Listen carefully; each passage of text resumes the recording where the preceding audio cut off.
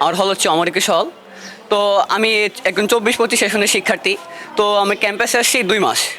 তো আমি ওই রকমভাবে আর কি কাউরেই চিনি না দল মানে স্বতন্ত্র যারা করতেছে। তো আমরা 24-25 মেজরিটি স্টুডেন্ট।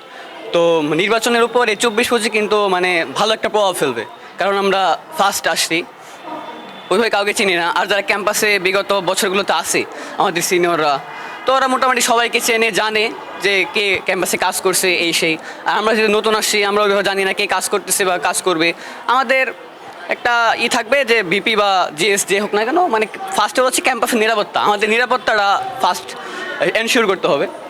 আপনি দেখবেন এই কার্জনে আমাদের সায়েন্স ফ্যাকাল্টির, তো কার্জনে অনেক বহিরাগত অনেক মানে বিভিন্ন নিউজ হয় যে অনেক অরাজকতা সৃষ্টি হচ্ছে। তো আমরা কোনোভাবেই চাইবো না যে কার্জনে বহিরাগত কোনো অরাজকতা সৃষ্টি করুক। তো এটা হচ্ছে জোরদার করতে হবে। তারপর হচ্ছে মানে আমাদের আমাদের অমরিকেশ হলের মানে মেজর একটা প্রবলেম হচ্ছে, আমাদের ক্লাস হয় মোকাররম ভবনে, আমরা হলে যাইতে হয়, মানে পুরো হেঁটে যাইতে হয় এখান থেকে। অনেক আমাদের খুবই কষ্ট হয়, মানে যাতায়াতটা খুবই মানে প্রবলেম হচ্ছে। কিন্তু এখানে কোনো শাটল নাই।